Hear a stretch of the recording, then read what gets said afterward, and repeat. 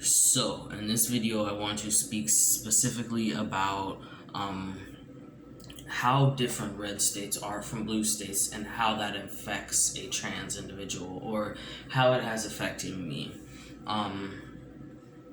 It's affected me in a good way. I moved from a red state to a blue state recently. I'm from a little town in Northeast Ohio that the selection Trump won.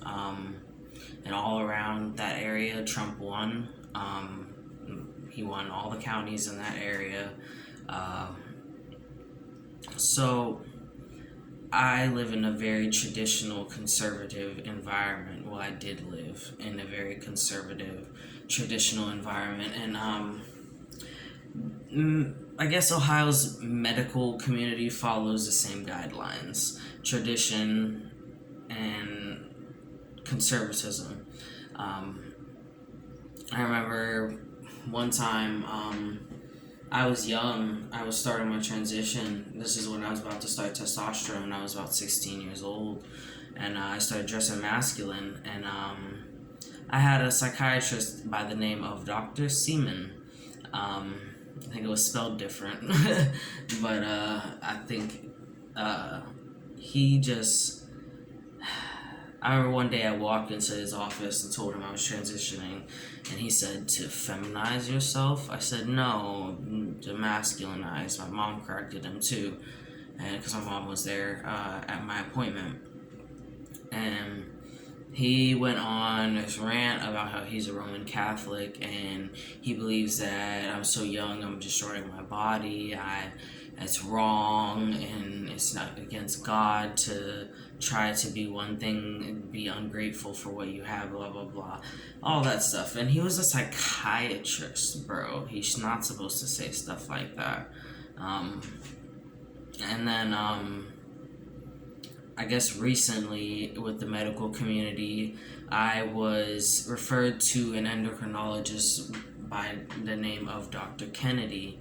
He was in the Cleveland Clinic, and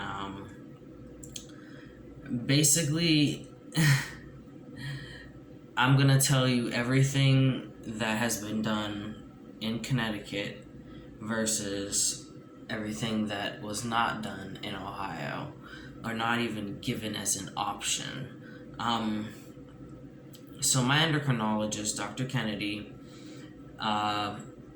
he knew that my levels were below 300, which is low for a male. It's supposed to be above 300 to 1,000.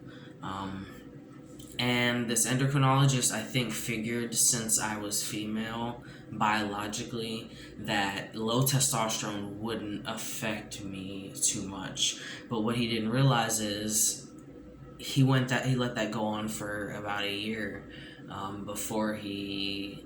before I came here, and they told me my levels were low, and I looked at my chart, and it's been a year since my levels have been more than 300. So he wasted a whole year of my life. So basically, here they got me on an auto injector, a sub-Q testosterone instead of the gel, because the gel was not maintaining my levels. And I was never given an option for sub-Q or auto injectors or anything like that. It was either you get the shots or you get the gel. That's how insurance works in Ohio. You don't get auto injectors and stuff like that. That's special stuff that's not necessary. So my medical that I had in Ohio wouldn't pay for something like an auto injector versus my insurance in Connecticut paying for my auto injector. So it's completely different, and there's more that they can do for trans individuals. It's like Ohio doesn't want to help trans people, but Connecticut, there's doctors who know about trans individuals, know about transition, and can help you because they understand. And there's not many doctors in Ohio that understand. So besides my levels being low, I from Dr. Kennedy, getting my tea was also very difficult. He only wrote it for a short amount of times and never told me that he only wrote it for like 3 months and it expires and I'd have to get a prior auth. And so there's a couple times where I haven't had my testosterone for a day or two, or sometimes I didn't have it for a week one time when I left because he didn't tell me that it expired, and neither did the pharmacy. So on my last day in Ohio, I went to go get my testosterone and they said that it was expired and I would need a prior auth. So I had to have my mom mail me my testosterone a week later. But besides that, one thing here that my doctor now, my doctor's name is Dr. Eckert. They go by they, them. And basically, in Ohio, I had nobody offered to help me with my periods in Ohio. They just said, get over it. It's normal. You're biologically female. You're going to have periods.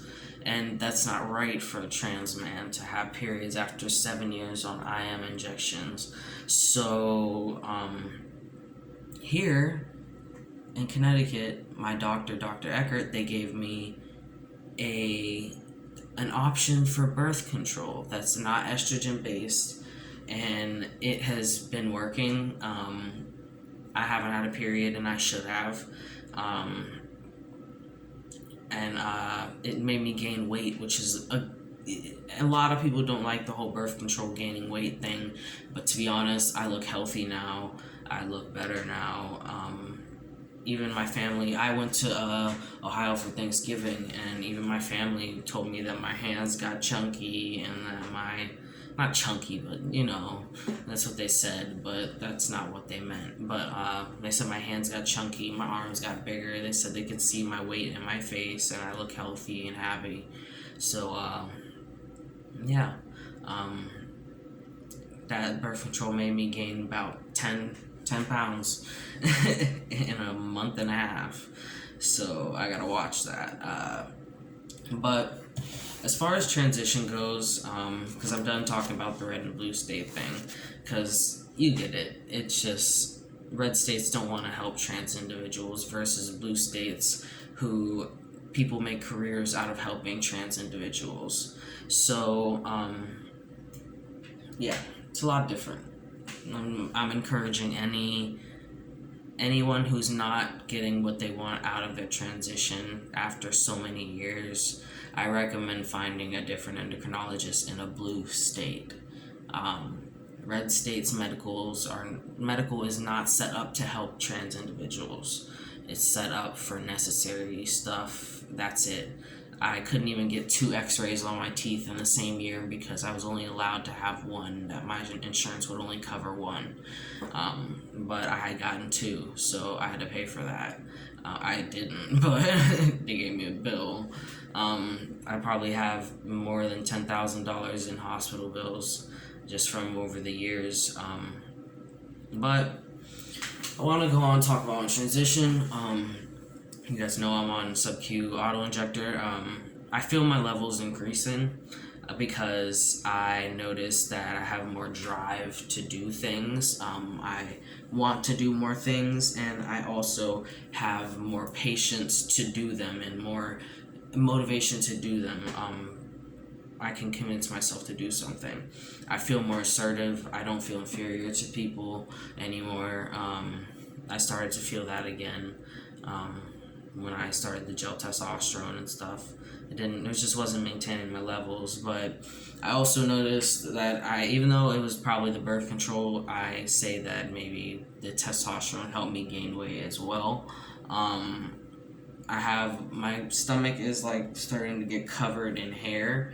I've never had that happen before. I've had a happy trail for a long time, but my whole stomach is like getting thick hairs that run to the middle of my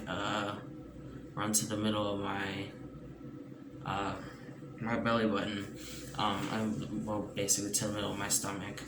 But and I also have an increased sex drive, which is good because I was kind of putting a damper on, not damper. I don't know how to pronounce. I don't know how to describe it, but it was kind of fucking up me and my girlfriend's relationship because like I had no sex drive, so because my testosterone was so low, but now it's finally increasing. I can feel it. So I have a little bit more libido. But yeah, that's pretty much it. I wanted to talk about the red versus blue states, and then just update you on how I feel about my testosterone shots and my progress so far. And that's about it. Yeah, I encourage any trans individual going through a lot with medical to just go to a blue state. If you can, get to a blue state because it's so much better. But yep, that's about it. Peace out.